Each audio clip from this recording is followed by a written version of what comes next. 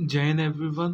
तो आज हम देखेंगे हमारा जो है स्विचिंग कैरेक्टरिस्टिक ऑफ बीजेटी। तो इसके बारे में हम जानेंगे क्या है ये, इसका कैसे इसका कैरेक्टरिस्टिक्स ड्रा करेंगे, ये सारा चीज़ हम जानेंगे बीजेटी। जैसा कि जानते हैं बाइपोलर जंक्शन ट्रांजिस्टर।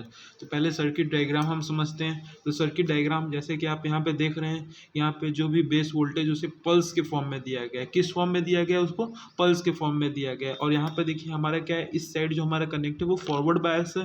फॉरवर्ड बस मतलब जो ये हमारा पॉजिटिव टर्मिनल, जो हमारा पॉजिटिव टर्मिनल है वो हमारा पी से, और ये जो हम ट्रांजिस्टर यूज कर रहे हैं वो हमारा एनपीएन ट्रांजिस्टर है। इट मीन इसका जो पॉजिटिव, हमारा जो पॉजिटिव टर्मिनल होगा वो पी से कनेक्ट होगा। और जो हम यहाँ पे वीसीसी क्या है, हमारा कलेक्टर का कलेक्टर साइड वाला वोल्टेज है, वो हमारा रिवर्स बायस कनेक्ट है।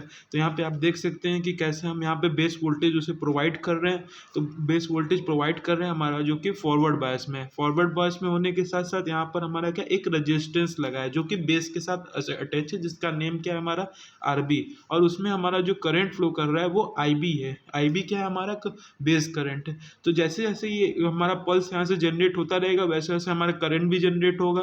करंट जनरेट होगा, वहाँ पे रेजिस्टेंस है। फिर उसके बाद हमारा क्या होगा, ये जो हम यहाँ से आप जो रिवर्स बायस है वहाँ से भी हमारा कलेक्टर करंट आएगा। कहाँ पे?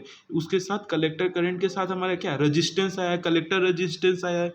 तो और उसके बाद क्या होगा, यहाँ हमारा एनपीएन में क्या होता है, एमीटर के पास जाता है। तो यहाँ पे देख रहे हैं ये जो हमारा लाइन है वो हमारा क्या एमीटर करंट को शो कर रहा है। और जब ये एमीटर करंट यहाँ फ्लो कर रहा है तो यहाँ से जो पूरा, यहाँ से टोटल जो हमारा है वो क्या है, हमारा बेस एमीटर वोल्टेज है। यहाँ पे आप देख सकते हैं लिखा भी है बेस एमीटर वोल्टेज। और यहाँ से हमारा टोटल जो यहाँ तक है वो क्या है, हमारा कलेक्टर एमीटर वोल्टेज VCE, जिसको हम VCE से डिनोट कर रहे हैं।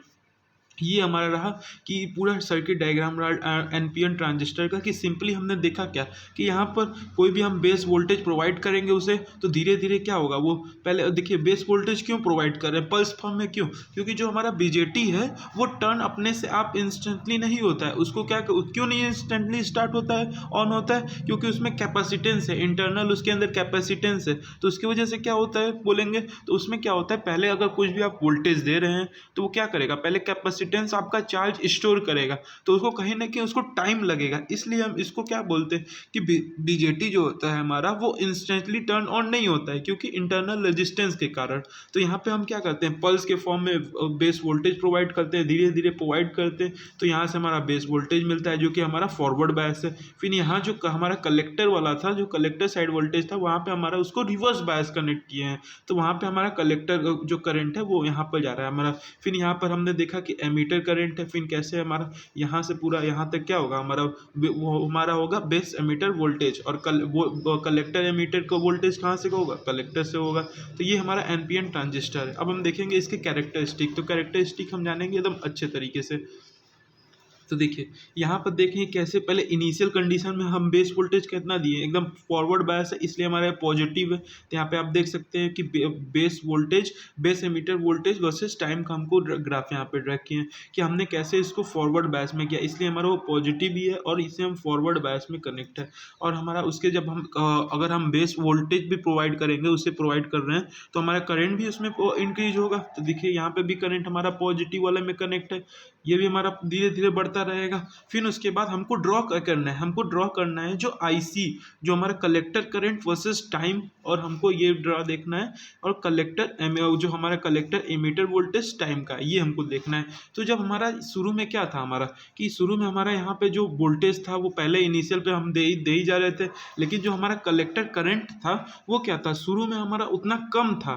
यहाँ पे देखिए, यहाँ पे तो हमें प्रोवाइड कर रहे हैं लेकिन यहाँ पे वो अभी स्टार्ट नहीं हुआ है। अभी हमारा क्या कर रहा है, कैपेसिटर कहीं ना कहीं एनर्जी को स्टोर कर रहा है। तो ये क्या है, हमारा डिले टाइम, इसीलिए इसको बोलते हैं ICEO।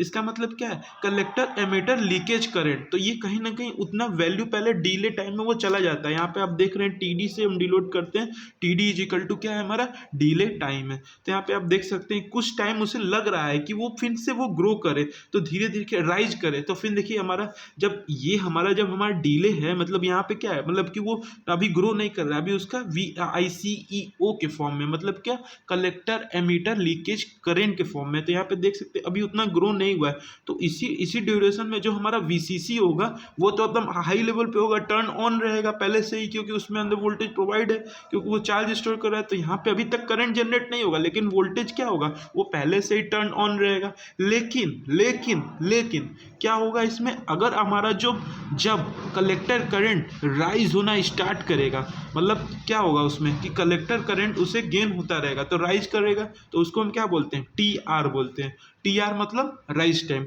तो जैसे जैसे हमारा जो कलेक्टर करंट है वो हमारा राइज हो रहा है, तो हमारे चेंजेस क्या आएगा, हमारे कलेक्टर एमीटर में क्या चेंज आएगा कि वो हमारा धीरे धीरे डिक्रीज होता जाएगा, मतलब कि ऑन स्टेज तो रहेगा, लेकिन कहीं ना कहीं वो कहाँ जा रहा है, ऑफ स्टेज में जाते रह रहा है, कि मतलब ऑफ स्टेज नहीं कह सकते, एक तरीके से उसका जो है फॉल टाइम स्टार्ट हो, falling down of the VCC start हो रहा है। तो आप देखिए यहाँ पे आप देख सकते हैं, फिर जब राइज हो गया तो वो कुछ समय तक वो चलता रहा, कि हमारा वहाँ तक चलता रहा, कि हमारा ICS प्रोवाइड होता रहा। ICS क्या है हमारा, यहाँ पे ICS आपका है कलेक्टर, जो कलेक्टर करंट है उसका स्टोरेज है, कि आप उतना स्टोर किए हैं। फिर वहाँ पे देखिए क्या है, यहाँ पे देखिए आपने प्रोवाइड किया है, लेकिन ये हमारा फॉल डाउन खत्म हो गया, मतलब IBS वहाँ पे हम प्रोवाइड नहीं कर रहे हैं, लेकिन तब पर भी ये हमारा कुछ समय के लिए वो चल ही रहा है, तो उसको हम क्या बोलते हैं, स्टोरेज, टाइम स्टोरेज। उतना हमको स्टोरेज करने का उसको टाइम मिल गया। क्यों टाइम स्टोर किया, क्योंकि हमारा कैपेसिटर लगा है, इसलिए वो क्या करता है, उतने टाइम को वो स्टोर, उतने वोल्टेज को, करंट को स्टोर करता है, तो उसको हम क्या बोलते हैं, TS से डिनोट करते हैं। यहाँ पे आप देख सकते हैं भी ग्राफ पे भी, अब देखिए यहाँ पे TS है, और उसके बाद धीरे धीरे जब इसका खत्म हो जाएगा अपना खुद का, तो वो क्या होगा, धीरे धीरे फॉल डाउन होता रहेगा, फॉल डाउन होगा, तो उसे हम क्या बोलेंगे, फॉलिंग टाइम। तो इसलिए हमारा फॉलिंग टाइम। अब देखिए इसमें तो आपका जो कलेक्टर करंट था वो तो स्टेबिलिटी था, तो यहाँ पे भी हमारा जो क्या होगा, अब देखिए पहले यहाँ पे क्या था हमारा, यहाँ पे देखिए अब ये जब हमारा कंटिन्यू रन हो रहा था, तो ये रन हो रहा था, ये भी तब रन ही होगा, इसीलिए हम क्या बोलते हैं, TN को हम क्या बोलते हैं, कंडक्शन पीरियड। यहाँ पे देख सकते हैं TN को हम बोलते हैं कंडक्शन पीरियड बोलते हैं। तो यहाँ पर देखिए जब जैसे जैसे हमारा, जब ये वाला जो हम फॉरवर्ड उसे प्रोवाइड कर रहे थे, क्या करंट IBS प्रोवाइड कर रहे थे, जब उसे हम प्रोवाइड नहीं कर रहे हैं तो वो हमारा टर्न ऑफ हो जा रहा है, सिंपली टर्न ऑफ हो जा रहा है। तो हमको क्या करना है, फिर देखिए अब देखिए क्या हो रहा है हमारा, जब टर्न ऑफ ये हो जा रहा है, जब इसे हम प्रोवाइड नहीं कर रहे हैं, लेकिन जब हमारा कलेक्टर करंट क्या हो रहा है, फॉलिंग डाउन स्टार्ट हो रहा है, देखिए TF था ना, फॉलिंग स्टार्ट हो रहा है, तो हमारा जो ये हमारा वोल्टेज होगा, कलेक्टर करंट वाला वोल्टेज होगा कलेक्टर वाला, तो हमारा क्या होगा, वो धीरे धीरे धीरे धीरे राइज होगा।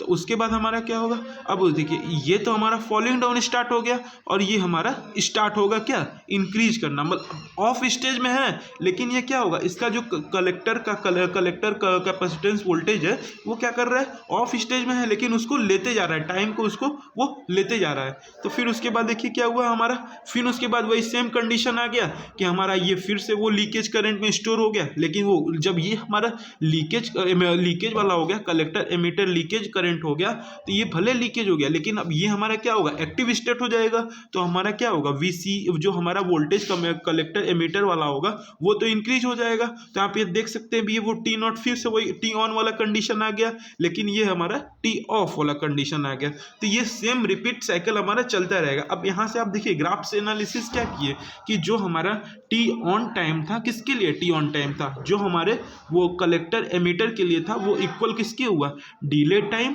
प्लस राइज टाइम के इक्वल हुआ। यहाँ पे आप देख सकते हैं ग्राफ पे कि जो हमारा T ऑन टाइम है वो TD के भी इक्वल है प्लस TR के भी इक्वल है। फिर उसके बाद हम एक कंडीशन और क्या लिख सकते हैं, और T ऑफ टाइम हमारा किसके इक्वल है, आप बताइए, सोचिए ग्राफ में देखिए और पता कीजिए क्या है, बताइए।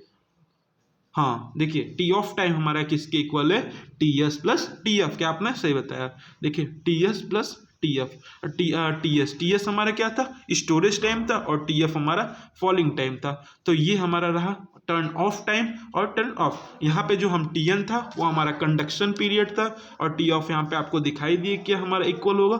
और ICO किसे बोलते हैं, कलेक्टिव इमीटर वोल्टेज को। अब यहाँ पे O है तो इसलिए हम बोलते हैं लीकेज।